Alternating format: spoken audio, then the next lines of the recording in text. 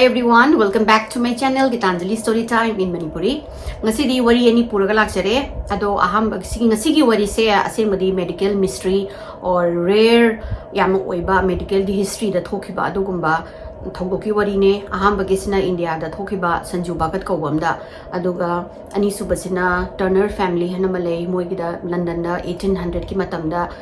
laina ama na imung manung sida pura khoi awaba pigiba adugi wari ne ado ahambagi wari se haujarage aham kano se India gi Nagpur da thokiba wari ne sigi wari se Sanju Bhagat se 1963 da masi po ani duga Nagpur da gi khara chalaga laiba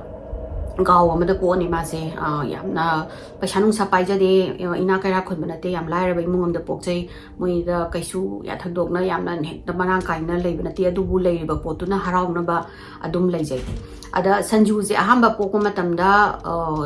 dum normal healthy baby oina dum poe aduga mase mabukti kitang kangna khatang mayam dagi kitang kangna poe but adu moi daida gaw nungda doctor nungdar ga yawrak pokpana te dum koi midwife am kauraga dum pokpani na mayam na dum angang do dum kaptana khotana yam thine healthy no ubu da kaisu thoido hindok na kai mu khanda bida adum angang se dum moina yo e adagi Sanju je chawkhre chawrakanda man ahamba magi kai hetare ne young my teenager matam sida mabuk se khagadi dum kamphok pahele mana chawkhlinge ada moi parentsing moi dai leiba moi ma pa mi sing dana yam thin alarming oina khalude kai moi wakhanda adum inkhala ibanina masado dum chawkhalai male na dum dagi ma su mabuk to khara jo mayam dai khara hena kitang kangna pokpani na mabuk se dum kangjai urangani na adumaina khangja dai nang khalaga dum leire adubu mana chahi kun ga surapasi dai mai mabuk se rapidly ta mathang dum chawkhalap hingale aduga karigino jo khangdeba Sanju ji ju yam kanna mayam chak su kai kai mayam chabna te dagi imung duna yam haw thung ga ghi thau tawdana khotana sanga saba imung su nate adu kara main toinu khande du mazu ID adugi khaludana doctor chatpagi paisa lung sa laibana te duna moi imung su ma su kai bu khandana du masa mathanda nongma phajagini na khalaga laithoi 1999 gi June sida Sanju je sahi 53 sure aduga masina farm amada Nagpur dagi lapna haitar ni moi gi gaw dugi manak ataida aduda soya bean gi leba khawai gi moi dugi farm am lei adaida mase farm da thapok to yawe aduga masina numit se sa ju saba aduga koi nungsa charaga ta chanap kalawra mase humang kang tina sara thapok se di chatta ba yadaba moi thamoi nu moi khusuman da sara pisa do piraga aduduna moi chaba thakpa tawraga Sanju ji ju macha ma mathanda poe aduduna ma je mana paisa taluba kholuba yam kanna tanba ngamdrasu atanba kharaduna mama point na loye pulap punjana raga duna nongmagi chana ba thakna ba dumai tawbani ma se thabak suba chatle aduna mi che ma se amna su wa ba hana dagi hena su ma se ware sor hon ba ji su ngasai gi mabok tuna kangtho laibani na sor hon ba su am ware aduga ma se chatli khudingi siki moi gi farm sida kano singjang ma pairaga ni ma su lai se koi yopak ma pairaga ada yopak si chingalak pa sida masi masase sor je hon ba je ngamdadana minit manga lepaga masi masase non tharaga sor je hondoga mu sangna mu sor je chingchan ba je ju sor je koi nungsi je chango ya da do kai nomna khalla haina phara thambai ta ta ada masi am ware ada mana wara ga dai da he na kam lai nga da moi da thabak tawmin ba singsina phagi to tare haidi angang pok tro angangi ma phima ondi lai ro kholo kain ma mangonda lakna biba adu mai gi ma punsi se adu mai na dum mayam na kana do bire lakna bire mana angang khadi mana ora padagi dum lakna ra paduna khoi gi ma se dai da miron ba nupa kaina ga pregnant nupa ni kaina ga mayam na haibiba adagi lambi langang na angang na oisino hanu oisino hekta lakna biba khotpa tha kya surage kholage du tawena adu he is used to it adu mayam da na mangonda adu maina dum nokna bado adu mana mawa sa moi ngang mangang sinu da na khandoga thabak se suge na yo pak se amani tawba hawbu de ma su ngamakri masa se ta khoi gi sor je hum tabe dai di holaga sor je sangna ta hondhage kaina ga khanba je ngamdaba do mana sor je ana sangna khonjalaga manung na changdaba adudana ma je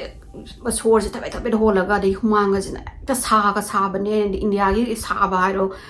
दना कलिन मतमदा अदोगी साबने दगी दी सागी मबुक तुना गो चौमास पूरा माइगी मबुक से हाना दी दुने सही कुन सुरक पदे चाखलक पसना हुजंग माना सही कुंथरा तुरुक सुरक पसददी माइगी से की मबुक त कंगीबा साइज से पोई की मैसिव वाटरमेलन को तरबूज चौबदो अदुमाइना मु सौरगा त खिल्लगा लेगेबा मासे अदुना मासे सोर होंबा ngamaktri masase nungairaktri mayumda hallagena mase parba blai da mana thokpasida mayam singje monda yenga le howda mas ikai boy kari boy su khalle dagi masina gas mas yam thina useless oire na mi ma oiraga thabak mayam na suriba thabak simana subu sungamde adagi mayumda mai kano da pot macha macha tawda non tha khotha ba gi thabak singam daba mama ma phawule mama ba gi mai imung manung gi dakar taba adagi kitang awaba ma kitang aruma ma thangba ngamdaba khotaba sna mas mathanda su ikai ba phau saunu songning adagi mabungning sinung si tawraga lae ado mana smaina kano tawre se mana chahi kun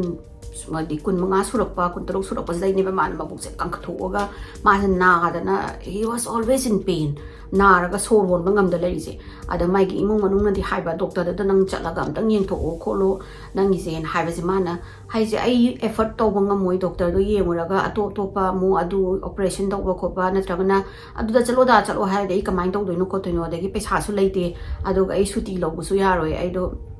था कनोगी नोंबगी खुसुमंदा सुबनिना अदुना मथंदा माइ फजगिनी ना हायरागा मासिना doctor की young सोंगा याद्रिबा मासु कीजु कीरिने हाइदि अतोबा doctor Naga अरुबगा हायरा अदि कमाइन तौनी काइनागा सदुना doctor सु मासु कीबा सतबा अदु नुमिसदि मासे हेक्ता नाबसे माइ हादि मामा मायदि ममांगना तौगिबा सिंदुगा यूजुअली मानदरे हाइदि हेंजलेबा हंतते मासे सोर होनबा सुगमगमदरि मसाजे सोर होलक्तबने दिगि हुमांग सौबने मबुक्तुनगा लुम्बने मख्वांगा नाबने मासे मयुमदा प्रभाले हलागा माइ मयुमसे माना पाप चंगागा माना थोंगसे तोंग Hina थिनबसिदा ममाजे मनिंग pai chakhumda chak thok nei jane chak thong basida mana kanano ni na thongse hangtokpaga sanju je thong hangtorpaga he ana soje ha holaga maje du de puduk ong taraga dum wandharaba maje sanju gi mama sina macha do dumaina wandhabasi ubada pakatana maje chilaga magi moido da phone leiba ama lei ade da sanga mana puli magi ambulance da nagpur gi hospital da phone tawraga hires maina la kolo aina wandhare kole tawra maje chele chenjalaga magi macha se kolaga maje lai ga khoiram dana khotna tawraga ambulance la ko singai adegi ngahak le rakanda ambulance lai laaga sanju se moi sagi garni da hapchalaga garni di moi hani hipaga innabdo still gi ada hapchalaga moi hospital kana pugare hospital da ade mama duga moi gi tagi ngona mami kharagana mai matung da moi gi ambulance gi matung da inaraga nagpur gi hospital da city hospital da pusala kanda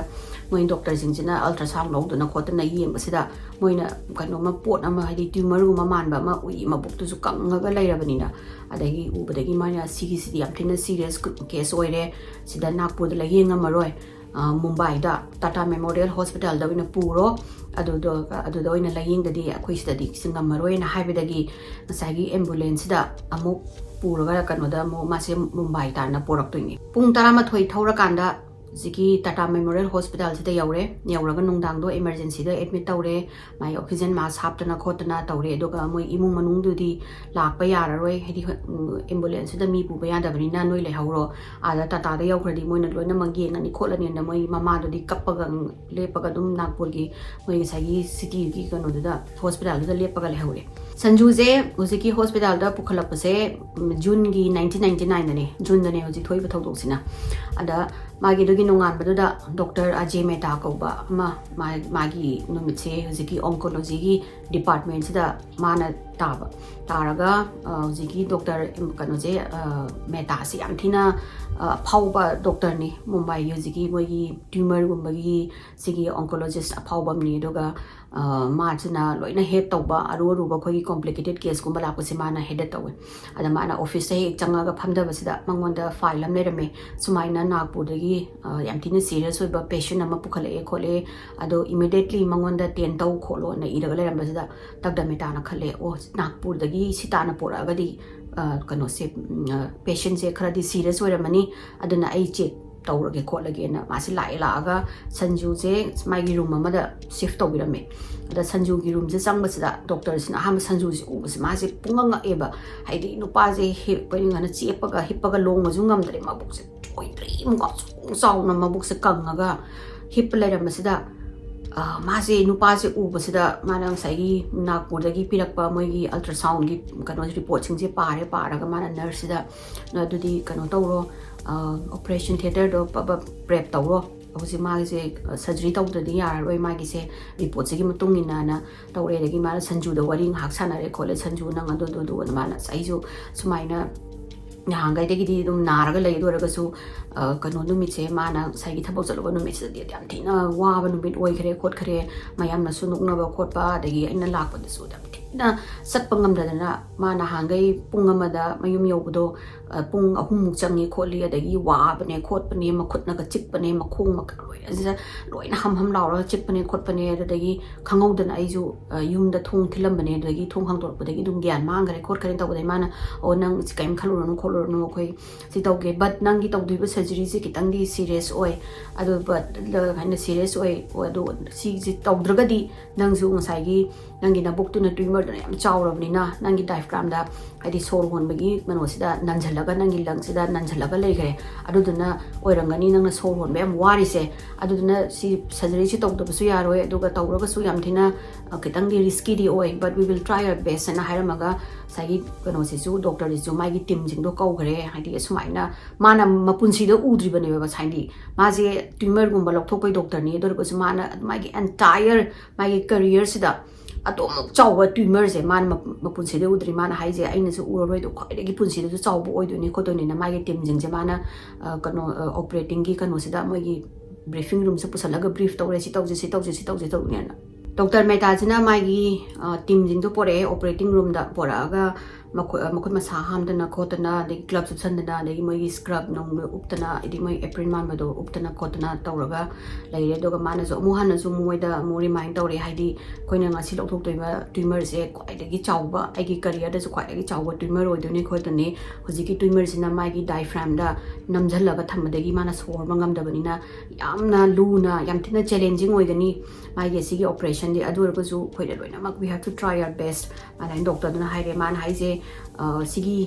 surgery सिदा soft tissue जिंगजे संजू की stomach nerves दगी ending दो नत्रगा मागी blood vessels दा सोपा याय और worst case दा कोई सर्जरी से सिवियर इंटरनल ब्लीडिंग थोपा और इवन डेथ ओइबसु याय अदुदुना let's just hope that ID कोइना सक्सेसफुल ओइबा ना तौरे दगी संजे से ऑपरेटिंग रूम दा पुसले मागी हिपना दा गर्नी दा हापगा पुसलागा मान साई ऑपरेटिंग की टेबल दा थंबीरे थमगा डॉक्टर जिना हाइरे आई नंगोंदा नंगी सी सर्जरी से हौद्रोमने खोद्रोमने सी खोई की टीम ने खोटपने दुने तौरे संजू जिदी ngасai मसाज याम थिना सोले माजे सोरगा सोर वाना लेबने माजे केम हाइदरे ममित तंग खपगा माजे याम वाना लेरे अनेगी संजे सिना सिगी एनेस्थेसिया की डॉक्टर से एनेस्थेसिक सिमा नंगोंदा थारानी थारकान नंग केम खंगरोय नंग हैप्पी ड्रीम नरो नंग फजना नंग ड्रीम नोंगाइबा मन मंगनी खोलनी तौरे थिंग साई एनेस्थेसिया की डॉक्टर मोइदना मागी साई एनेस्थेसिया से थारे थाबदगी मा दुम पंगधबदगी माई मबुक एरिया के केदो माना कनो तौदना डॉक्टर मेहताजना चामथोक्तना खोतना तौरगा माना नर्स स्कैपल पिरोना हारंग साई डॉक्टर कनो जना नर्स ना स्कैपल जे पिरकांदा माना अमना मागी साई डॉक्टर दना मबुक अमना हाइन पायरगा मबुक अमजना कनोसिदा मखुत अमजना लियला कांसिदा ngसाई हेक लियन बगा डॉक्टर सिगी वाखन मा ngसाई ट्यूमर दु मनुंग दु मबुक तो लियन बदुदा डॉक्टर मेहताना खलीजिना ई नाई अदो ngसाई ट्यूमर गी ओइबा कोई कहे तारेने अदो मचुंगुंबा ओइना लाक ओइना थोलकद्राइना खलुरगा खंगौदना एक खोइगी इसिंग इसिंग जे पी तवगा पाइथोरगा त खोइगी येलोइश ग्रेइश ओइबा येलोइश ओइ मनना इबमा पाइथोरपदगी मोइ दागी मोइ हजिकी लरंबा टीम जिंगदो ओ कतोरगा मचिन गजि मेंशन दोइने अदो डॉक्टर मेहता जे कनोदगी मान ऑपरेशन दि स्कैपल जे पार माजु चोंथोक्तोइने बाइदि मसाइगी मही दुन मंगोन संगक्तना बाइना अदोगी मही जे एकदम मैसिव मही नाइजने त कोइगी litre yamba mahi yellowish ko so grayish oiba hanggapan machu oi dagi di ut machu oi mix tawba thiba manam amane hojiki kano mahi je ben tawroga kapthora ije adagi nursing the tension laga koi kano sina tawel mem kan tawel luppe di mahi ngasai gi mahi jing duna kano tawidana baina adagi masai gi mahi je loi tholokpa loira kan sida mana doctor sina changa kan ma khat kari inone na ma se sok jaraga laire ba kari po no si jibu thina yam kano oi ba yam no na thina strange oi ba possible kari no tumor se di legal matam da mahi nai oi ngasai gi tumors oi ba kai gi mapang oi kari oi tholoka da bani kai no se mahi tholai jibo na ma se khale do mana es ai kano mai gi sen tang thuna yeng de aroi kholore na mana mabuk to and pakto mai ngasai gi moi gi pakto na ba jaga pan video do ton tor ga pakto ga mana makhuch manung ga thingjala manung ga thingjala kan sida kanu ma mon law boy to boy adagi di kanu hanat phangi ma se mana makhuna thingjala matung da ngasai gi tumor je dum locate tore mon law ba mai thingnai habdo adaga ahamba da mana kanu ahamba da di mana fail to ri se kanu ne ba khoi gi thick jelly like fluid hai khoi gi jelly dong to ba mon su lau ba dang su hi dan su lau ba ma fluid ma du ga sliding hai dik ma sai gi mai gi makhut ki marak se ni ko changai se adegi mana mu grace kanu ma something ai unusual ba pot ama mu mai gi kanu mana phang ni ba pai ba sida mai ma mi se ma ju ta widely ma ta mami ka je mai di ma bo yaw na ngak pa gi mami ka se loi na ma lang tho ne doctor se adegi mana kitang ga he na mai gi makhut manung ga thingjal la kan da mai gi kanu sina khubak sina kainoma khoi gi kare tare ne soft oi ba yam mon law ba pot but haidi mai gi mon law raga kanu oi ba khoi gi kanu tare chakuk law ba mathak ta adaina amasu thengnei mana o manung de lai se sanju de lai se tumor na tre ina pai se kai gi no da makut na pai mon law raga amu mathak ta chakuk law ba khoi gi saru ga man ba ne ba man thengnei se ada mana hak mana khale sanju gi mabuk te yaw se tumor na te si something in bones me am yawi dun tumor si oi roi kari gi por ora sano na ma se khalle doctor metajna mai nge se mawu manung si da pai khuding gi mangon da ta sai gi pot se pai gi taw mai mung ne yaw taw le si pai bes da ma se hen na pai khuding gi mangon da ngak pa ma se khalle ba adi mangon da ma thui adegi mana china mo sai gi saru mai am yaw ma bones me am yaw da saru ma se pai ra ga mana tam na ching thorok toi ne ji gi ma kanu gi sanje mamung da yaw ri se sanju dagi mabuk te jamana chingthora aga sagi na bizarre oi ba object oina ma je ure ba adu duga mana sagi puthora ga thangkat laga ying ngai sida moi nakan da lei ba mi sing je ma sagi mai assistants mayam nursing je moi sing je mangak pagi ko surprise oi bagi makhon gap so makhon dai do thorok do ha mai wa kai no city kai du ga moi mem nu sona re kai no pu udri si posidi na adai doctor meta jin zu mai gi mami che ma je believe to dre ba haidi mana ying si bo si mana ying si di possible oi bam so thok ti sini da mana uji pai po se kai no na ma ji mapun si da si gum ba po se au pu mai entire career da udari aduga ma ji na si po se di kari no ma mthne alien oi ba po se kar mai na manung ji da yawlo mi no na ma se khalle adagi mana sagi medical gi tre du da examination gi tre du da thame aduga sanju da on jala yeng kana di sanju do surgery do successful me mangon internal bleeding ke kem yarom dre ma de dum wa ati pangdhara ga leire adugo doctor ji di ma di sagi poche ur bu de ma matha ga di pura ma di ma ain hajne ma gi punsit ham boy no u ba gi pura ma di ngakhrabne ade operation je loire surgery je loire ga sanju je ma gi recovery room da thambire thamaga pung ahum mulai ka da ma se gyan tare aga ma sina makeup tholok posida mabuk si khaga budi na de na sagi le lo bagi chaina khon di khaga leiri adai da mana makhosina smaina mabuk si da paira yeng sida ma se sok chale haidi mai mabuk si pura flat ora ga leiram ne sagi mabuk na mana haidi kuina mabuk kang leira podo yawrom da dagi ma san thina harau re dagi sor hon ba ju mana sor ga se sang na ga sang ka tawra ma je hon da doi ne hidin hangai to maina hon phangu da do ga sai sor hon ba da su nan hangai di sor hon ba da mana hon ba da yam na ba ne do kai bong na da ba da gi mai ma buk se flat oi ba je man angang wori ngai da flat oi ra ga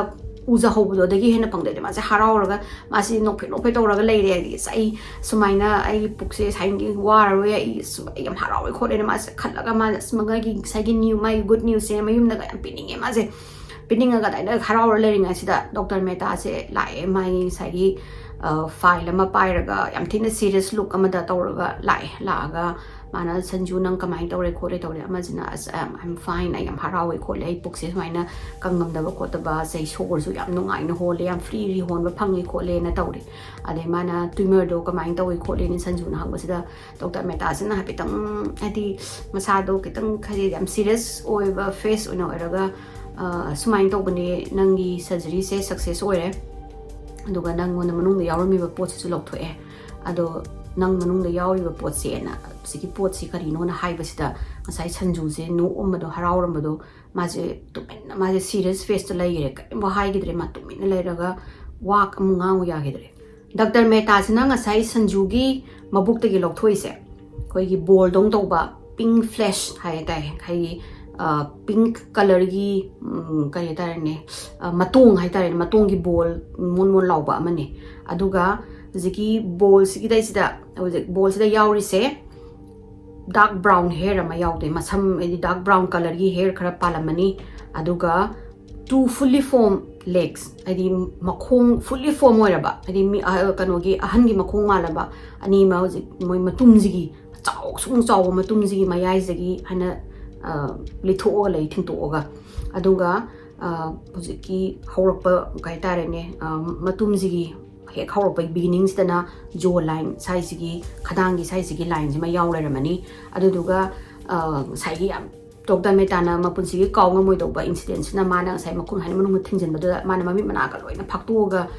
tawgri jo kaino hada manung sidang sai makhut ama fully form human ama yaw human hen ama yaw me ba jigi middle sida so hani ting thoga lei badu so hani ali thoga lei ba adu du na sai Dr. Mehta da manung thingjen lo badu da mangon da handshake to ba type ta pairak pa jani hadi pai ba di mana thingna ro mana pai ru da ada hai makut hain taw le ni na mana sai Dr. Mehta da hain thingjen ba ga pai ru ga handshake ki tai to taw du ne ba Dr. Mehta na sai mami mana ka loina mak law thoga mana kari no ne na further mana manung thingjen la kan da yi ngoi ade hujiki makut sida yawrami je fingernail amai adi yam sangaba overgrown oraba fingernail amai yawrame ad sangmandana kanu male hai tiny wai kare tare ne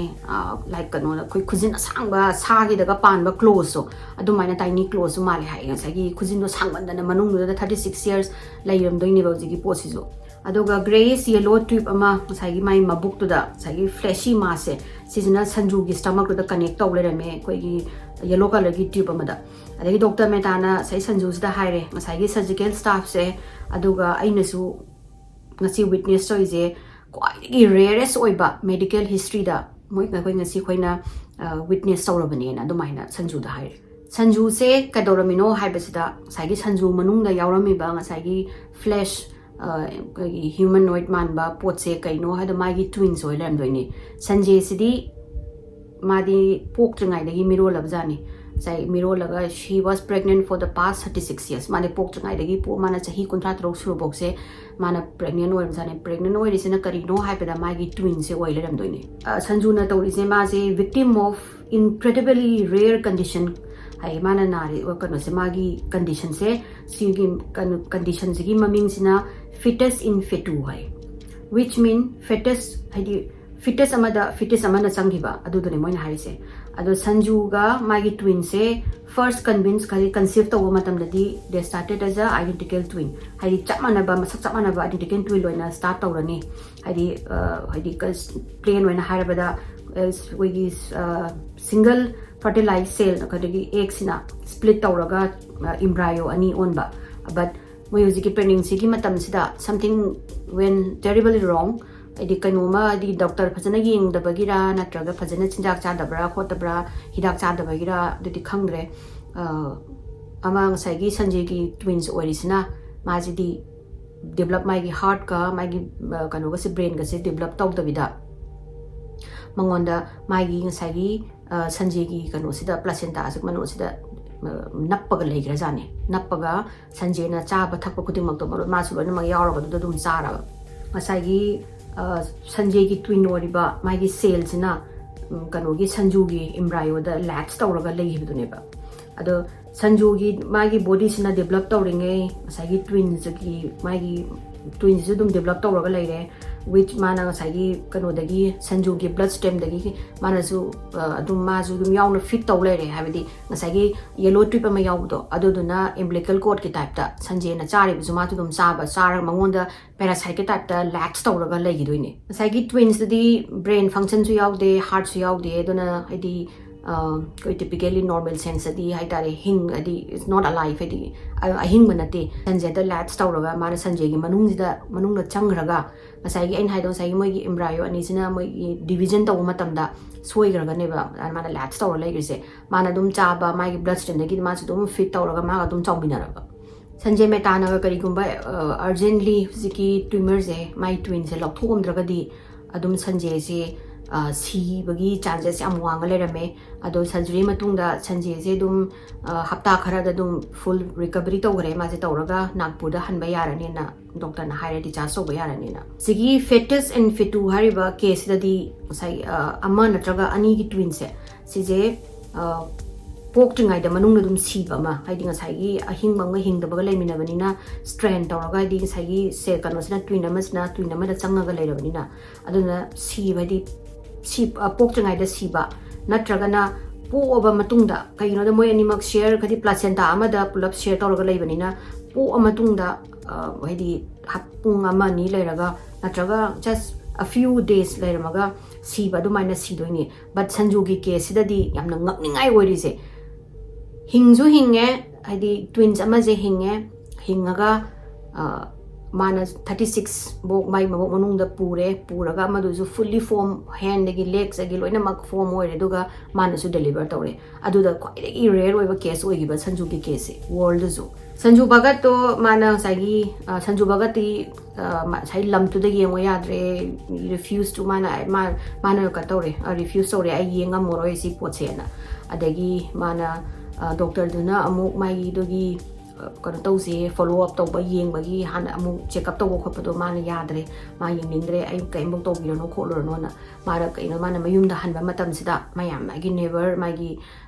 lekai adai dogi mi singduna khungangi mi singduna nokna base ahamadadi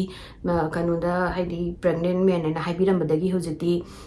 maigi twin pokpa manaupa pokpa nupa ni namu tai gi lagna birajani adama thamo yang sokhidana adoga magi case ju ek haina Nagpur gi nupa ama sumaina deliver to mai mabuk manungda saina yaurame fetus fetu koba sini yaurame kholame ekta news se tawraga Nagpur se ma chaire mum koi all over India da ki pot se medical gi quite rare oiba potam karo se ju hinge ho se ju hinge do manung yaurame parasite man ba sai karo se ju pot se ju mana deliver to khole to basita hekta mayam se ki curiosity jina moi gi mayum daga chatlaga news mi sing question ga hangu kholob ja moi da gi gaw do di loine ma viral lorab jani sumaina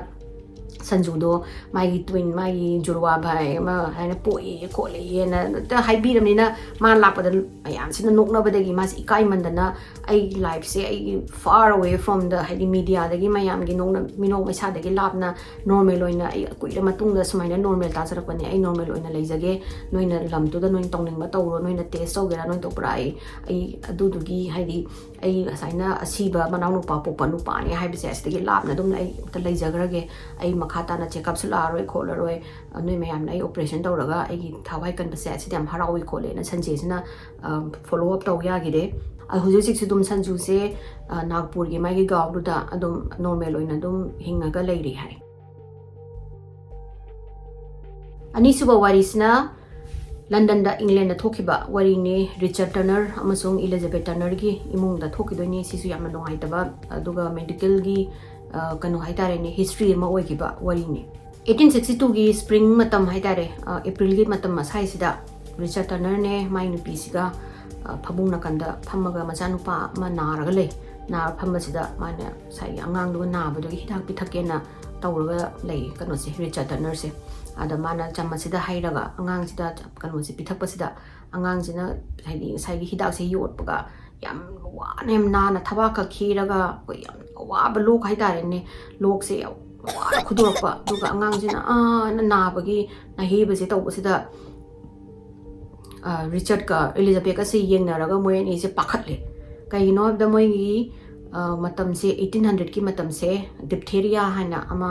laina ama lermi hai ma je plague ki type da ꯑꯩꯈꯣꯏꯒꯤ ꯁꯔꯥꯁꯟꯒꯤ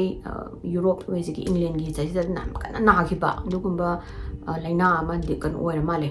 ꯑꯗꯩꯗ ꯁꯤꯒꯤ ꯂꯩꯅꯥꯁꯦ ꯌꯥꯝ ꯊꯤꯅ ꯀꯟꯇꯦꯖꯤꯌꯁꯁꯨ ꯑꯣꯏ ꯑꯗꯨꯒ ꯌꯥꯝꯅꯁꯨ ꯁꯥꯊꯤꯕ ꯁꯥꯊꯤꯔꯒ ꯁꯤꯒꯤꯁꯤꯅ ꯅꯥꯕꯁꯦ ꯑꯉꯥꯡꯁꯤꯡꯁꯦ ꯂꯣꯛ ꯀꯟꯅ ꯀꯟꯅ ꯈꯨꯕ ꯈꯣꯠꯄ ꯑꯗꯒꯤꯗꯤ ꯃꯀꯣꯛ ꯆꯤꯛꯄ ꯑꯗꯒꯤ ꯃꯀꯣꯛ ꯉꯥꯎꯕ ꯈꯅꯥꯎ ꯀꯩꯅꯣꯁꯦ ꯌꯣꯠꯄ ꯌꯥꯗꯕ ꯑꯗꯨꯒ ꯉꯁꯥꯏꯒꯤ ꯗꯤꯞꯊꯦꯔꯤꯌꯥ ꯅꯥꯕꯁꯤꯅ ꯑꯩꯈꯣꯏꯒꯤ ꯗꯦꯠ ꯁꯦꯜꯁꯤꯡꯁꯤꯅ ꯀꯩꯗꯧꯒꯦ ꯍꯥꯏꯕꯁꯤꯗ ꯊꯣꯛꯏ ꯍꯛꯆꯥꯡꯗꯒꯤ ꯊꯣꯛꯈꯤꯗꯕꯒꯤ ꯃꯍꯨꯠꯇ ꯃꯣꯏꯅ ꯂꯣꯛ ꯑꯣꯏꯅ ꯑꯣꯜꯂꯒ ꯂꯣꯛꯁꯤꯅ ꯈꯅꯥꯎꯒꯤ ꯃꯅꯤꯡ ꯑꯃꯁꯨꯡ ꯅꯥꯇꯣꯟꯒꯤ ꯁꯤꯒꯤꯁꯤꯗ ꯂꯣꯏꯅꯃꯛ ꯀꯩꯅꯣ ꯇꯧꯔ ꯐꯨꯟꯖꯜꯂꯒ ꯂꯩꯔꯒ ꯁꯣꯔ ꯍꯣꯟꯕ ꯉꯝꯃꯣꯏꯗꯣꯏꯅꯦ ꯁꯣꯔ ꯍꯣꯟꯕ ꯉꯝꯗ꯭ꯔꯒ ꯁꯤꯒꯤ ꯂꯩꯅꯥꯁꯦ ꯈ꯭ꯋꯥꯏꯗꯒꯤ ꯋꯔꯁ ꯑꯣꯏꯕꯁꯤꯗ ꯂꯥꯌꯦꯡꯕꯒꯤ ꯃꯥꯒꯤ ꯇ꯭ꯔꯤꯠꯃꯦꯟ ꯂꯩꯇꯦꯕ ꯍꯥꯏꯗꯤ ꯀ꯭ꯌꯣꯔ ꯂꯩꯇꯦꯕ ꯂꯥꯌꯦꯡꯕꯒꯤ ꯍꯛꯆꯥꯡꯁꯤꯅ ꯃꯊꯟꯗ ꯑꯗꯨꯝ ꯀꯩꯅꯣꯁꯦ ꯍꯧꯖꯤꯛꯀꯤ ꯀꯩꯅꯣꯁꯦ ꯐꯥꯏꯠ ꯇꯧꯔꯒ ꯂꯩꯅꯥꯁꯦ ꯐꯥꯏꯠ ꯇꯧꯔꯒ ꯃꯊꯟꯇ ꯐꯔꯒꯅ ꯍꯤꯡꯕ ꯅꯠꯇ꯭ꯔꯒꯅ ꯍꯤꯡꯗꯕ ꯑꯗꯨꯅ ꯑꯅꯝꯕꯅ ꯁꯤꯁꯦ ꯑꯉꯥꯡꯗꯁꯨ ꯌꯥꯝ ꯅꯥꯒꯜꯂꯤ ꯑꯗꯨꯒ ꯑꯉꯥꯡꯗꯁꯨ ꯌꯥꯝꯅ ꯐꯦꯇꯜ ꯑꯣꯏꯀꯣ ꯍꯥꯏꯗꯤ ꯑꯉꯥꯡꯗ ꯌꯥꯝ ꯁꯤꯒꯜꯂꯦ ꯑꯍꯟꯗꯤ ꯂꯪꯁꯁꯨ ꯐꯨꯜꯂꯤ ꯗꯤꯕꯂꯞ ꯑꯣꯏꯔꯕꯅꯤꯅ ꯁꯣꯔ ꯍꯣꯟꯕ ꯈꯣꯠꯄ ꯑꯗꯒꯤ ꯏꯃ꯭ꯌꯨꯟ ꯁꯤꯁꯇꯦꯝꯁꯨ ꯀꯟꯕꯅꯤꯅ ꯑꯗꯨꯝ ꯔꯤꯀꯚꯔ ꯇꯧꯕ ꯉꯝꯃꯦ ꯅꯥꯔꯒꯁꯨ ꯁꯤꯕꯁꯦ ꯌꯥꯎꯔꯒꯁꯨ ꯌꯥꯝ ꯀꯟꯅ ꯌꯥꯎꯗꯦ ꯑꯗꯨꯕꯨ ꯑꯉꯥꯡꯗꯗꯤ ꯃꯣꯏꯒꯤ ꯂꯪꯁꯤꯡꯗꯨꯁꯨ ꯐꯨꯜꯂꯤ ꯗꯤꯕꯂꯞ ꯑꯣꯏꯗꯕꯅꯤꯅ ꯑꯉꯥꯡꯁꯤꯗ ꯍꯥꯏꯗꯤ ꯀꯩ ꯍꯥꯏꯇꯥꯔꯦꯅꯦ ꯍꯦꯟꯅ ꯐꯦꯇꯜ ꯑꯣꯏꯒꯜꯂꯦ ꯁꯤꯒꯤ ꯂꯩꯅꯥꯁꯦ ꯔꯤꯆꯔꯠ ꯇꯅꯔꯒ ꯉꯁꯥꯏꯒꯤꯏꯂꯤꯖꯥꯕꯦꯠꯀꯤ ꯃꯣꯏꯒꯤ ꯐꯦꯃꯤꯂꯤꯁꯦ ꯊꯥ ꯑꯅꯤꯒꯤ ꯃꯃꯥꯡꯁꯤꯗꯒꯤ ꯌꯥꯝ ꯊꯤꯅ ꯄꯦꯟꯐꯨꯜ ꯁꯤꯆꯨꯋꯦꯁꯟꯗ ꯃꯣꯏꯁꯦ ꯂꯥꯛꯏꯅꯦ ꯃꯣꯏꯒꯤ ꯃꯆꯥ ꯃꯔꯤ ꯄꯣꯛꯄꯁꯤꯗ ꯃꯆꯥ ꯑꯅꯤ ꯑꯃ ꯍꯧꯖꯤꯛꯀꯤ ꯗꯤꯞꯊꯦꯔꯤꯌꯥꯁꯦ ꯅꯥꯔꯒ ꯂꯥꯌꯦꯡꯕ ꯉꯝꯗꯗꯅ ꯁꯤꯈꯤꯗꯣꯏꯅꯦ ꯑꯗꯨꯒꯤ ꯁꯤꯕꯒꯤ ꯍꯥꯏꯗꯤ ꯒ꯭ꯔꯤꯐ ꯇꯧꯔꯤꯉꯩ ꯃꯣꯟ ꯇꯧꯔꯤꯉꯩꯒꯤ ꯃꯅꯨꯡꯁꯤꯗ ꯉꯁꯥꯏꯒꯤ ꯃꯆꯥꯅꯨꯄꯥꯁꯦ ꯉꯁꯥꯏꯒꯤ ꯂꯣꯛ ꯀꯟꯅ ꯋꯥꯅ ꯈꯨꯗꯣꯔꯛꯄꯗꯨꯗ ꯅꯥꯅ ꯈꯨꯔꯛꯑꯒ ꯁꯤꯟꯇꯝꯁꯦ ꯆꯞ ꯃꯥꯟꯅꯕꯗꯣ ꯃꯆꯥ ꯑꯅꯤ ꯂꯩꯈꯤꯗꯕ ꯑꯅꯤꯗꯨꯒ ꯆꯞ ꯃꯥꯟꯅꯕ ꯉꯁꯤ ꯃꯆꯥꯅꯨꯄꯥꯁꯦ ꯁꯤꯗꯒꯤ ꯃꯣꯏ ꯑꯅꯤꯁꯦ ꯌꯦꯡꯅꯔꯒ ꯃꯣꯏ ꯑꯅꯤ ꯈꯜꯂꯦ ꯑꯣ ꯑꯩ ꯏꯆꯥ ꯑꯍꯨꯝ ꯑꯩꯈꯣꯏꯒꯤ ꯏꯆꯥ ꯑꯍꯨꯝ ꯁꯨꯕꯁꯦ ꯗꯤꯞꯊꯦꯔꯤꯌꯥꯁꯤꯅ ꯂꯧꯕ ꯂꯥꯛꯑꯦꯅ ꯃꯣꯏ ꯑꯅꯤꯁꯦ ꯇꯧꯔꯒ ꯃꯊꯥ ꯁꯥꯔꯒ ꯀꯞꯄꯒ ꯀꯩꯗꯧꯗꯣꯏꯅꯣꯁꯨ ꯈꯪꯗ꯭ꯔꯦꯕ ꯍꯥꯏꯗꯤ ꯂꯥꯌꯦꯡ ꯃꯣꯏꯅ ꯍꯤꯗꯥꯛ ꯃꯣꯏꯒꯤ ꯉꯁꯥꯏꯒꯤ ꯍꯥꯏꯅ ꯗꯤꯞꯊꯦꯔꯤꯌꯥꯅ ꯅꯥꯕꯁꯦ ꯑꯩꯈꯣꯏ ꯂꯣꯛ ꯂꯥꯏꯍꯧ ꯇꯧꯕꯩ ꯇꯥꯏꯞꯅꯦ ꯍꯤꯗꯥꯛ ꯇꯣꯅꯤꯛꯒꯨꯝꯕ ꯍꯧꯖꯤꯛꯇꯤ ꯍꯤꯗꯥꯛ ꯑꯐꯕ ꯌꯥꯝ ꯂꯩꯔꯦ ꯑꯗꯨꯕꯨ ꯃꯇꯝꯗꯨꯗ 1800ꯀꯤ ꯃꯇꯝꯗꯨꯗꯗꯤ ꯍꯧꯖꯤꯛꯀꯤ ꯍꯤꯗꯥꯛꯁꯤꯗꯤ ꯐꯖꯅꯒ ꯂꯩꯄꯣꯠꯇꯦ ꯑꯗꯨꯗꯨꯅ ꯀꯩꯅꯣꯒꯨꯝꯕ ꯃꯥꯅ ꯇꯣꯅꯤꯛꯒꯨꯝꯕ ꯑꯗꯒꯤꯗꯤ ꯌꯨꯝꯗ ꯍꯣꯝꯃꯦꯗ ꯑꯣꯏꯕ ꯂꯣꯛ ꯍꯤꯗꯥꯛ ꯑꯗꯨꯒꯨꯝꯕ ꯄꯤꯊꯛꯄ ꯑꯗꯣ ꯍꯧꯖꯤꯛꯀꯤ ꯅꯞꯁꯤꯅ ꯂꯣꯏꯅꯃꯛ ꯂꯣꯛꯁꯤꯅ ꯂꯣꯏꯅꯃꯛ ꯑꯅꯤꯁꯤꯗ ꯅꯞꯄ ꯂꯩꯔꯕꯅꯤ나 ꯁꯣꯔ ꯍꯣꯟꯕꯁꯨ ꯌꯥꯔꯔꯣꯏ ꯑꯗꯒꯤ ꯀꯩꯅꯣꯝꯇꯁꯨ ꯑꯩꯈꯣꯏꯒꯤ ꯁ꯭ꯋꯥꯂꯣ ꯇꯧꯕꯁꯨ ꯑꯝꯇ ꯌꯥꯔꯔꯣꯏꯕ ꯍꯥꯏꯗꯤ ꯆꯥꯛ ꯑꯣꯏꯁꯅꯨ ꯍꯤꯗꯥꯛ ꯑꯣꯏꯁꯅꯨ ꯏꯁꯤꯡ ꯑꯣꯏꯁꯅꯨ ꯊꯛꯄꯕꯨ ꯌꯥꯔꯔꯣꯏ ꯑꯗꯨꯒ ꯑꯉꯥꯡꯁꯦ ꯑꯗꯨꯃꯥꯏꯅ ꯅꯥꯔꯦꯅ ꯃꯥꯅ ꯑꯗꯣ ꯉꯁꯥꯏꯒꯤ ꯃꯆꯥ ꯑꯅꯤ ꯅꯥꯔꯤꯉꯩꯒꯤ ꯃꯔꯛꯁꯤꯗꯁꯨ ꯃꯣꯏꯅ ꯗꯣꯛꯇꯔꯁꯦ ꯌꯦꯡꯕ ꯌꯥꯕ ꯌꯦꯡꯉꯦ ꯗꯣꯛꯇꯔꯁꯤꯡꯁꯤꯅꯁꯨ ꯍꯥꯏꯔꯤꯁꯦ ꯁꯤꯗꯤ ꯂꯥꯌꯦꯡꯅꯕ ꯀꯩꯅꯣ ꯄꯥꯝꯕꯩ ꯂꯩꯇꯦ ꯂꯥꯌꯦꯡꯅꯕ ꯌꯥꯗꯕꯅꯤꯅ ꯗ ꯑꯣꯡꯂꯤ ꯊꯤꯡꯏꯁ ꯗꯦꯠ ꯃꯥꯒꯤ ꯕꯣꯗꯤ ꯑꯩꯈꯣꯏꯅ ꯍꯦꯜ ꯇꯣꯅꯤꯛꯒꯨꯝꯕ ꯑꯗꯒꯤꯗꯤ ꯍꯤꯗꯥꯛ ꯑꯗꯨ ꯀꯩꯅꯣꯒꯤ ꯂꯣꯛꯀꯤ ꯍꯤꯗꯥꯛꯒꯨꯝꯕ ꯈꯔ ꯄꯤꯗꯧꯕ ꯃꯉꯥꯏ ꯑꯗꯨ ꯅꯠꯇꯅ ꯀꯔꯤꯝꯕ ꯎꯄꯥꯏ ꯂꯩꯇꯦ ꯃꯥꯒꯤ ꯕꯣꯗꯤꯗꯅ ꯐꯥꯏꯠ ꯇꯧꯔꯒ ꯏꯟꯐꯦꯛꯁꯟꯁꯦ ꯐꯥꯏꯠ ꯇꯧꯔꯒ ꯕꯦꯛꯇꯦꯔꯤꯌꯦꯜ ꯏꯟꯐꯦꯛꯁꯟꯅꯦꯕ ꯑꯗꯨ ꯃꯇꯝꯗꯨꯗꯗꯤ ꯍꯧꯖꯤꯛꯁꯤ ꯁꯤꯗꯩꯗ ꯚꯥꯏꯔꯦꯜ ꯑꯣꯏꯕ इन्फेक्शन होरगदी अदुम बॉडी ना याम लाइन फाइट तब ngame दुबो बैक्टीरियल होरगदी याम वाना बॉडी ना फाइट तवे गो याम वाना गो निमोनिया तो तौरपगी खोरपगी चांसेस वांग ले अदा मोइजि दु मतम दा हिदाक नुंदाक तो याम कन्ना साखोत्रि बनिना कोइना टॉनिक गुम्बा पीरगा सिगुम्बा लोके पीरगा तौबन तन उपाय लेते खोतेना अदुमाय हाय अदे सगी टर्नर फैमिली की मचानुपा अनाबसे अदुम वीक ओइसले सोर होन मंगमदबदगी मागी कनो से कलर का से ब्लैक ऑक्सीजन याउदबदगी ममाई से ई अमदा थांगक्तबा पेल ओरे कलर से ngau ba haitare ngau thore dagidi साइगी कइम्बो चाब थकपा तयुत खोटपा याद्रबनिना मसादो मया हाइदि मतु मादा सोंजले मागी मसागी इम्यून सिस्टम जो लोइना सोंजले दोका जस्ट वीक अमखक नार मतुंगदा अंगांग जे मथंदा कोई ज्ञान मुक्ता अमु ज्ञान मुमांग अमु ज्ञान मुक्ता अमु ज्ञान मुमांग तौरो तौरगा उचिन्ना चिन्ना ममा मपागी कनोदा मथादा अंगांग जे सीग्रनी अंगांग अहुम सिरकपसिदा दिगिदी टर्नर गा कनोगा से गसी टर्नर फैमिली से पूरा अखोगी ग्रिफ तंग ngauri macha ani naraga siba tha ani suda ngairi amu ahum subje amu sire khole na kaptana khotana kano tawre di moise mama ga se macha aidi ngone macha siba ise naraga dusu lei mangam daba anaba aduduna elizabeth se kaptana khotana degi kano se su pura aidi mathwai kai dana khotana moi imung je pura moi dagi neighbor sing na su contagious oibanina kaya changak da lamna dum nungai da moi dum utpire moida sahi na hawrakpadadi macha ahum haidi healthy oiba macha mari leramani adubu khangogdana tha kharada mai family dagi macha amamam tawraga macha ahum ama kan tawgare si kare aduga chahi suba nupi macha matang hingaudoine adu mai maming sina and Amelia Turner kawe ada moise ahamada sagi Richard ka Elizabeth ka sisu perplex oye bai moise ngapdo moi gi laiba neighborhood sida angang amata sidi contagious oye haraga amata nadraga moi gi imung du khak la aga moi imung se khak macha se naraga one by one angang jlo san mi se kamai tawrino na khalle adai ma chahi ka dagi di week khara sure su base moi se hing tumdre ba ta ani hum su jale moi se tumdaga hadi nongdang da angang sagi moi angang le hauriba angang Amelia haise sizu amu sagi diphtheria machin naw se loi na banina masu narakadra hina pakhataga moi se dum hing tumdre taraga lo khurak pra na tara lebisna hapta ani hum se moi se tumak tab se nongma nongdang amadi angang si lok se kan na khure yam na khurakpadagi ngasai Richard ki mai pura madi dreadful oigre bai pura madi masaje swai lauraga ai icha atum amakatanga ai icha atum bi amakatanga rabase sizu mu diphtheria na lawla bra na khalaga Elizabeth mabani hawlaga yengnaraga kapana tan upai legidre ayuki hawlapasida Amelia se thikna week oilerame aidi nungdang du katane hing da katane mana lokho khri da dubo nonga lakpada di ma sti na week oire do mai breakfast se yot pada yot o yara da na nare na chaw yadre adegi mama na sangom khara lumbu salaga sangom da tam na thau nang na khanau na ba phana ba na sangom do thakpa bok da au nare na thau yadre adegi Richard na hari mai nupi sida akoi na smai na tumina phamaga angang haidi smai na diphtheria je layeng ba kanu ngamde na tumina phamaga leibadi sunga yaroi khodi khutta phamaga leibadi sunga yaroi do na kananoma medical fields dadi kananoma de soidana maki akhangbam de soidana lairamgani na hang dana ma sa dumai tawdagi mai gi never am na hairi aina saina moina doctor ma leibani hoigi London gi kwaidagi best doctor ni hai Amelia kan bangamagadi ziki doctor sina kan bangamgani mai maming se Dr. Thomas Orton kawani mangonda amta chalaga unaru so aduduga mana la yeng masoi rangamgani khotkani na moi jo saigi macha mathang sira me na moi you know sing ju nungai gi never sing ju nungai treba ai kamai na moi mung ji bo to pa na di moi mung ji katani na re jin moi nungai ta ba phau dagi phare na dudi Richard na ai doctor ta kanu se Orton se ai thengnaurage unauraga mangonda ai beg tawrage makung chang ting thoga ai cha de kan bio icha amaka lemhauri je sitadi kan bio na hire ni ma se lepe nongala kanda ngasagi Dr. Thomas Orton na thabak tawriba hospital da la aga ba amta unage khotke na tawdagi doctors na sagi Dr. Orton je na unabasida mana smaina mem sanupi atombi do aina jahi sure Amelia kawi khole ma do diphtheria na naraba male khole ma icha mari lairambani icha ahum amju diphtheria na kan dogore khot khare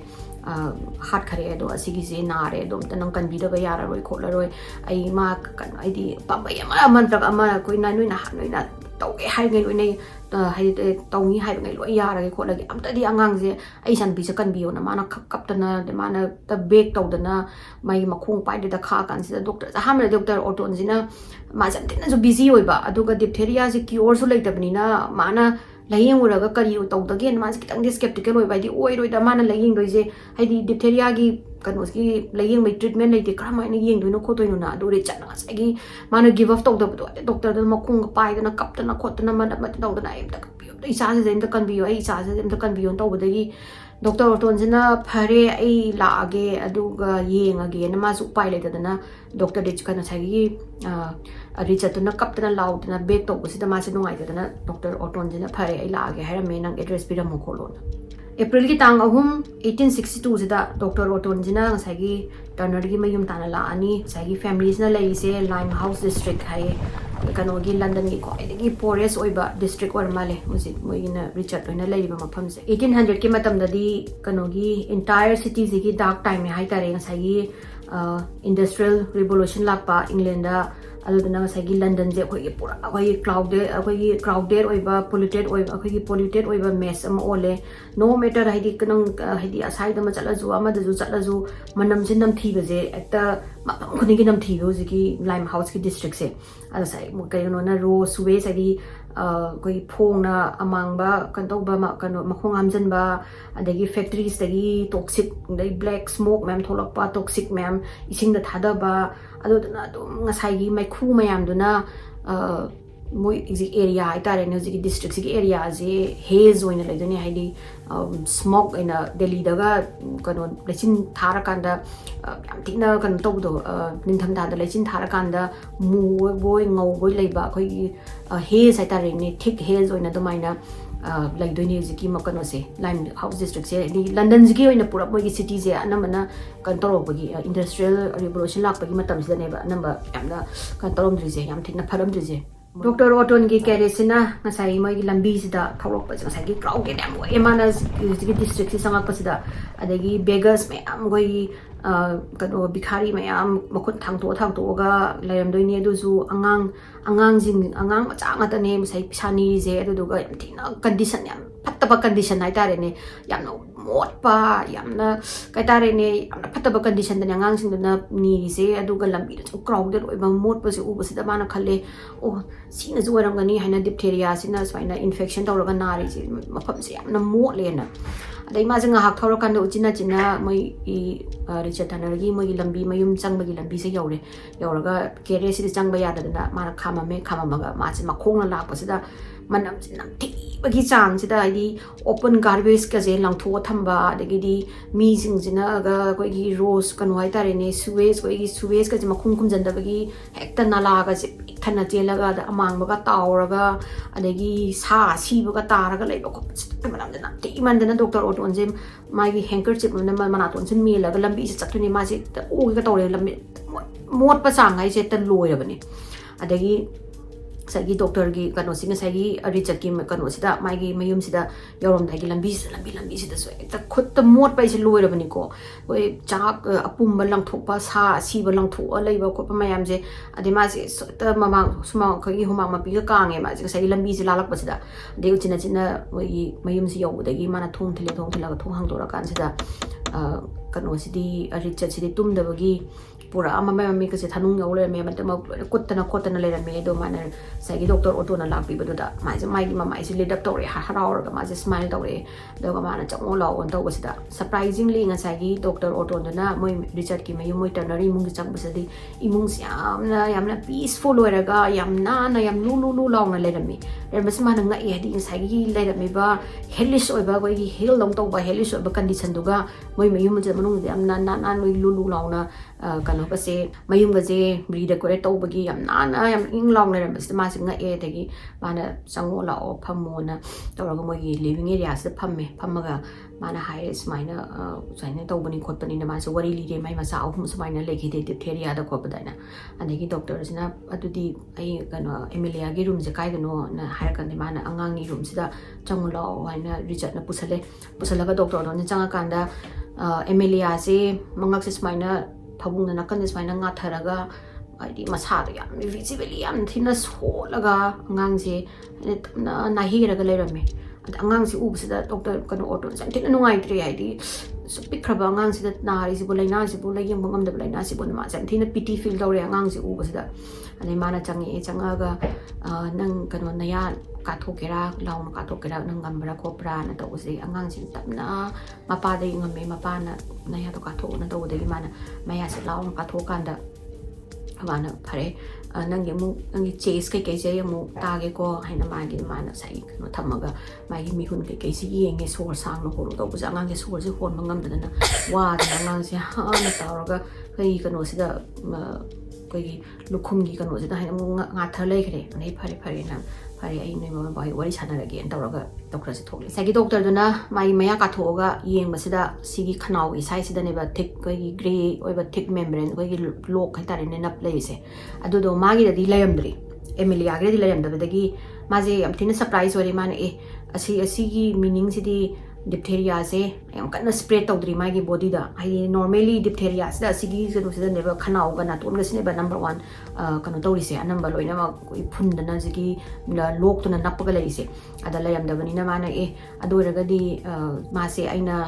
hida khara piraga di layeng ma ya do ma le ko le na khalle doctor se kitang ma hopeful of di ma kitang harau jare mana la da angang sida hida kama kanu tawre mapa ma pire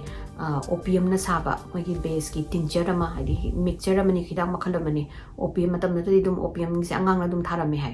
ada opium gi hidak si makano pira ga mana mapa si da do su ta es maina pung ahum kudingi na mari kudingi ising asaba pitau da gi si hidak si pitau du to da taw ada duga मागी condition से फरक कोनी मागी body दुना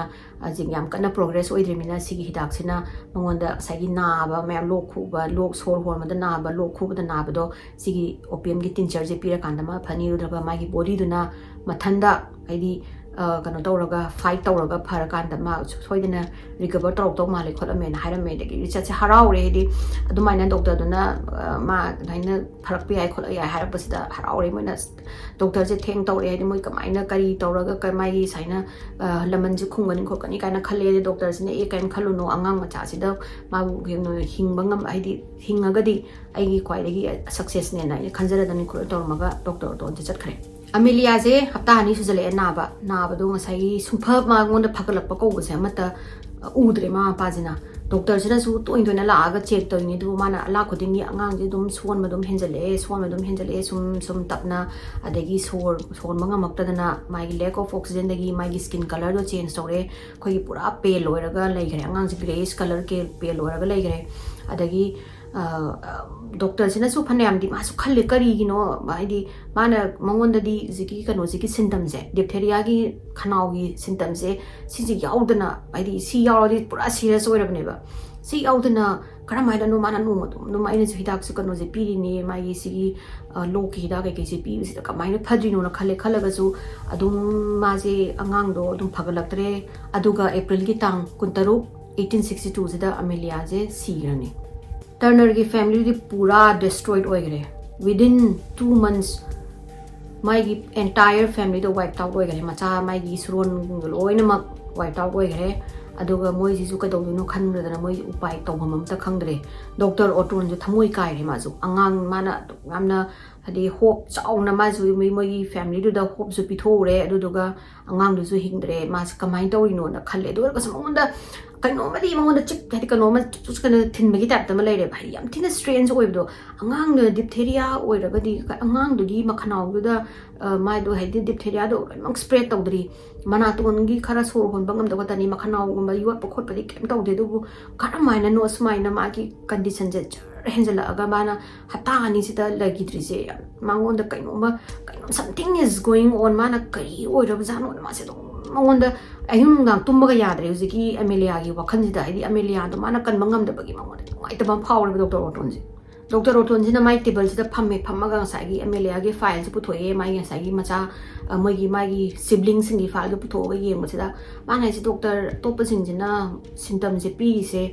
loina diphtheria ne hai aduga hoi loina mai kanu je zo manei ko mai gi symptom je zo manei na ton phunba adegi khanau kanu toba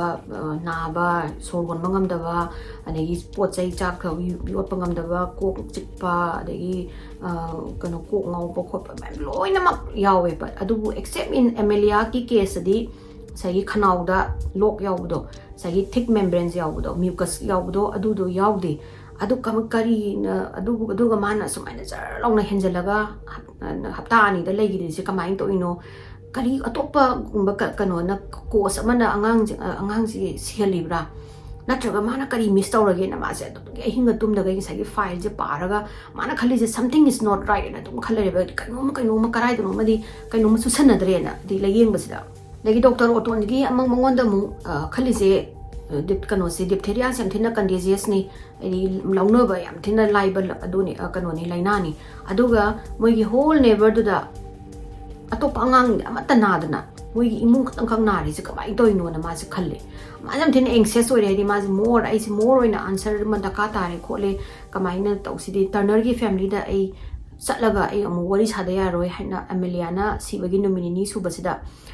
Turner kano se doctor oton je Turner gi family da mu hale halakpadagi hantak mana thong je mana imung changak pasida Richard to hogule eduga Elizabeth di pura ko I kano pura ngau wi dona kachinam da taraga leira makeup gi ani doctor kano sina Richard na chakhom da chango na mo si dining table da phamina kanda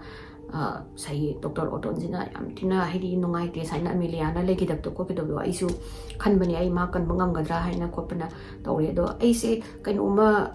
hang no da hang ge na lak pani khot pani na dwaina Dr. Oton zina wari se hore sai Dr. Oton zina sai khangning man gi anxious oi bagi ma curious oi mandana mana Richard Turner sida moi Turner family sida onjala hange hidi moi tha ni hum sigi manung sida moina hangai cha da bachinjak anouba charubra or mi anouba unarubra kai atopa mafam dagi lakpa mi unarubra adaga atopa kai kai dano anuna na hangai tawdaba usually kai kai tawge sini adagi sai kan osina Richard sina dum kok to hairaga atopa chinjak nungja kai impuk charude kholude aduga mi atopa su unade khote na kume adagi Dr. Oton na moigi ising dom tang check tawge aina hai di matam nuda duk saigi Limehouse ki district ki ising je moi pump tagi ising ge moina adagi soeba soga mayum da thambidune ada sigi moina leiba pump siju street locate tawraga ising jiju masai ge open feces mayam adagi di raw sewage adagi sai asi pot apumara mayam marak to adudagi ising du sok toine ada ma chang atang ising gi source su yenge na haibadagi sai Richard na utle sigi ising jine khotpane na ada ising yam kana lubu budinate but diphtheria mo na bagi sigi sina infection tawraga nani haibasu ising do yam kana ludragasu mana khale ising sina di oidong mande angang sinari je dagi mana no atopa kari tawge khotke just anything haidi anouba noina pot ama leirubra natragana kai dawge to ma ti amta ningsang o kholo na hairwadagi kano sina Richard sina ngakhtang wakhan tawraka na mana hoi kano badi khoi change tawgi sini Turner na hai je moi Christmas ki timing sida moi paisa je tungjan jai paisa je tungjan badagi moi paisa je leidana angangai blanket anouba festive season Christmas ki matamina adagi festive ki season oi banina blanket anouba leirui aduduga anouba toy su lei aduga moi gi kanos mayum du zu moi gi angang jing adagi moi mayum jing lone mag moi na kano tawi redecorate tawi kholisini aduga lone mag everything was good adi lone mag kashi torom de New Year pok haman haji New Year pok kem torom de adubu February haurakpadagi lone mag change tawrine moi gi macha oldest son do February haurakpada nare adagi ma mu legidre aduga mu mathang yam thina fast oina ma angang jing je naraga within 1 week ta lone mag sibane khotpane haina dagi ai gi punsi ju pura nightmare on leire ko dena domaina Richard sina kanu haire on Dr. Oton sida sai Dr. Oton sida mina taram me ma su frustrated were hairi doctor moi sai Turner family na haire ise kai mong mangon da kanaba adagi mana moi sagi case investigate mana makhata na yingchen ma matam da kai mong mangon da insightful oide khote kaina ma sa khalaga dum tarame do ma je chat ke na khalak pa timings da mana ai angangi ka do tanga ta yenge aina haire nagi mana phare la on mana thong sang tok pa da ka je dum angangi ka gi da na dum leirame kan hampu angang dam ta leiramdre ma sa tu u da ma thumoi nuai ta ba phawe hadi ama na ha ma changa pa da Ameliana mangon da yengaga nakan na ma ku lai tharaga pairap na yenga lerma gi adu mami da sang no ure ma se adagi mana yenge dagi angangi sana poching do loina ma na kachin namada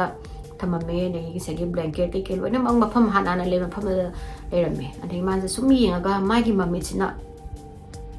wall gi area specific area am da ma se kanu tawre ma se haidi intrigue oi ma se area sida na se intrigue war ga ma sina da changnaga yenga asina Sida picture telambra kolambra hangi de moina au angangi picture telambani khopani na khomme like mase adai thola aga mayum de maje Turner family de hale pung khara leraga Dr. Oton je oi nungdang oiram goirakpa adai da kano maje baram ta phamaga magi fellow ma khangnaba kano ma kalik hai tare ni Dr. Henry Lethibi kawe moyani je wari sanadoi ni adai da Sagi Dr. Oton jina wari sum tambas maina Amelia na angang ni case man le kholi amagi da adugi makhanau ni lok kisin dam yaw de khote do tawde da tawde du bu moi pula moi family do within 2 months da ai kano ma taw loina ma family ma moi anga loina ma wipe out oi gare khol ka do loina ma se wari dum liramme Dr. Henry se moi chemistry ki professor mani duga mana England ki quite prestigious oiba aduda koi moi ki hospital da angang kanu angang myam koi medical student myam noi like tai Dr. Otonjina mana diphtheria gi matang na sung wari saramdagi ana sum matang dum hairi mangonda haidi moi angang jingdagi symptom sing sini do bo treatment amata haidi none of my treatment haidi angang amelia do magi serious oiba diphtheria natraga su magi treatment mana piri ba hidak magi tincture jing adu sing da amata angang improve tong de khote yam thina ngonde idea nga e khole atopa kari oduino khoto no khangde khote kai ma se wari dum sanarame adagi mana smaina amelia gi case ai kokte gi tho yadre khotre mangon yam thina something else is going on other than diphtheria and mana ai khalli khole na to sida doctor kanosina Henry sina khai sai Henry na ai oi nang na hai do chumme yam thina suspicious oi khole haidi mana yam thina progress oi ringai da hidak to pitha agadi phabam tho ine do hidak to thak na nang na treatment tau dong na phadri je dubu diphtheria na tradi kari oi do no ai su khangdre na dumaina Henry sina su khume oton da dai Dr. Oton jina share tawre haidi mana angang du gi room da kari mana u gi ba masai mana intrigue oi do kari mana du gi maram do Dr. mana Henry da haire adoga mana thoi je asigi moi da thoi ba tragedy se diphtheria mande atopa kainom na soidan oiram dong mali na mana du maina Dr. Oton jina harapada Henry jina haire o nangna hari do long short ne habidi oi do basu yai adubu hoi nangi magi satisfaction gi makada ai try tawge khot ke nangna hari do na du maina kumapadagi Dr. Oton haraure da Amelia si zu phumdri asi mok to leri adudagi mana si phumdri banina magi bhaksang dagi tissue sample ghara lauraga mana Dr. Henry da thare hi analysis song na ba thare adudoga Dr. Oton na mazu mana magi tungana test khara ran tawe edi mana angangi ka da mana uba poto adudo mana haidi unusual oiba pot se kari no habi mana sai magi lai ba suspicion je confirm tong na ba adudo test ma masana tawse numi khari le kan di Dr. Henry ziga Dr. Oton ziga na moi ni gi note se compare tawra kanda ona understand tawre haidi asi zigi moi gi rapid amasung tragic death angang moi gi Turner family gi angang marina yam thuna naraga yam thuna series e kari gi no habi se moi gyan tare ziki kari no habi se sigi hawrak pham je ahamba loina mak Christmas ki mamang dagi hawre moi mung sida Richard ka wife ka nang sagi angang gi room je hagi as festive as possible hadi celebration moi gi Christmas New Year's yam chawba yuwe kanogi angau balam gi da yam chawna tawba kanoni celebration tawba festive mak kanoni festival amani adudana angang jingi room do moi pesa su safe enough safe tawrabni na angang jingi room se pura festive hela ji hadak di moi sinu ngai ra ji hana moina shopping la aga blanket laidana toys anauba laidana khotna tawre aduduga moi gi room jing do kan tawse na decorate tawse redecorate tawse na renovate tawbai type ta tawse na wall koi gi wallpaper anauba loina napse moi gi hamni sing loina malle khotle na tawdagi moi dukan amda particular dukan amda changa aga moi jing jina wallpaper se yeng masida wallpaper ama yam phachaba wallpaper ama thingnare aduga moi family sing sin loina mak yare di asigi sina kwai gi phajare na moina je pa moina je phangiba pattern je it's beautiful aduga stunningly haitare na bright green neba aduga color se sigi moi gi pattern gi color se sayas green ne kawe sayas green ga we ji designer se saya ko bujani magi maming gi matung ilaga thon boy male ading sagi dukan gi mina so hairi hadi sina top seller ne moi gi dukan da mayam na kwai gi pamba kano ne na wallpaper ne na adigi Richard sina leiraga laga kai gi wallpaper se mana hapakana room je hapakana di yum loina mak transform to already asangba phajabaduna ta koi gi Christmas ki matam ga mala ti phajare dagi angang sing ju ti harau they were overjoyed harau dana kotana ka ja to baza chung dana kotana moi je harau jiki wallpaper se color ma gi bright color oi basidagi natana manam nungsi dom sum thok toini candy manam nambai type ta ada moi sagi candy manam nam se angang sing jina segara moi di li aga sab hawra ja ni jiki kano se wallpaper se sagi angang jiga mama pa jina khangdri je jiki moina yauri ba bright green wallpaper sida mai dye to bagi color to bagi dye ko color to basida special ingredient nam yawe sigi special ingredients ina ne ba sai bright green color man nungsi ba tholi je aduga sigi special ingredients ina angangi body sta moina li aga sabadu da changrani sairaga sanabadu da aduga sigi body dagi moi blood stream da changani and then moi dagi moi lungs changaga spread tawrakanda sisna fluid ka mucus ka angangsinggi manungda loina build up tawraga it killed the special ingredient killed the children one by one angangsing sagi special ingredient am pot ama yauri se color da adoduna angangsing se tapna amamam ne halise adu hojiki special ingredient se karino haibda yam thina deadly oiba poison chemical ama poisonous oiba chemical arsenic hana male asi je oilerame sagi doctor orto na angangi room da changaga yengbasida mana ko yengbasa hana chamanaraga mana mamangi da laktaba pot ama udoini adu dare mana wall do urido sagi wallpaper sing do machet sagai bagi jaga lerame lerambasida mana sigi wallpaper se kada ori no kholi no na doctor kano sina orton jina richard hangmasda richard na o sigi da wallpaper se ai mai macha jing duna segaira ga lek ko sanai duga saira ga chukpa sanai manam nungsi bama achapor gi manam namme haina na duma ina hairaba adagi doctors na phalong chingna ba phaurai ne ba idi color sida chemical mayam yawi poisonous oiba aduguma wallpaper sida duna angang jinga chapada kaino ma kaino yawrabra haina ma sad maina khalak toine but mana ga sai doctor oton duna test tawra matung na di confirm tawre asigi wallpaper ki mana sample je pura la mayum dagi aduga body tissue sagi doctor Henry da thagi dana angang dugi stomach ki content ki tissue ne aduga mana check taw isna sagi wallpaper do mana adugi test do kanda arsenic se amna wangba level da ma yawlerame yam idi allowed oiba itare ne adugi content de hena yawlerame aduga doctor Henry na angang dugi mabuk to check taw matam da arsenic poisoning ne je mana adu confirm tare 1800 ki matam da arsenic se loina mag use tawi ko moi ki household product nupi gi makeup adagi angang gi sanapot adagi dye tongna ba color tongna ba fabric ta color sangi ba si dye jing da aduga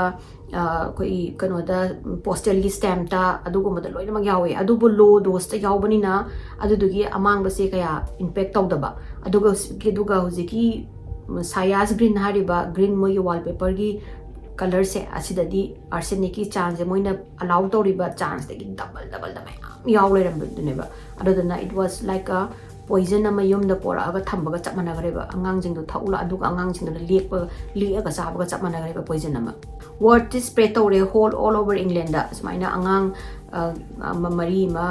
wallpaper kana to leak to de khoro de ki si gre daga hojiki wallpaper da yawriba arsenic hariba kano poisonous oiba chemical se pura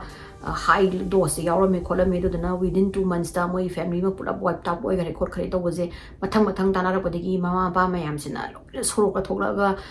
kano to doini protest to dana ojiki kano do company do brand do thingo company do thingo ko do tawre adugo doctor auton masamaksu koina campaign to doini ojiki arsenic se hap tana ba hina kano jingda wallpaper da oisino khotsuno hap khot da duga warning ma piu hapaga su nang doses ki sang do hap kaya no duga warning pi ba di sini phai phate do adu loina ma adugi danger oibagi ibo khokpa na kan phana koina campaign tawra kanda uchina mai England gi government na yara kanda ujiki arsenic yauba pokudi ma loina ma ban do doini aduna mayam na ngasi phobada amelia gi asigi wari sida aina photo ga kaduga yam thi bane adu moi pictures se yaw tre bas just amelia gi magi phumbagi mapham ma khap phange du hapcharam ge ado amelia se yam chaw na magi phumi ba mapham adu area da da mayam na hauji phoba ningjangi haidi ma gi hatak tagi arsenic sina asumaina poisonous oi haibase khanghan bani khotpani aduga angang mayam gi life ama sumana kalle na dumaina moi lan ganogi England gi maje hero amani na mayam na consider tawe adi mayam ai wari se site lo senjarage mayam na nungare ga degi wari se like to view share to view subscribe to view adadi mathangi wari dong thingnar si ko mayam bye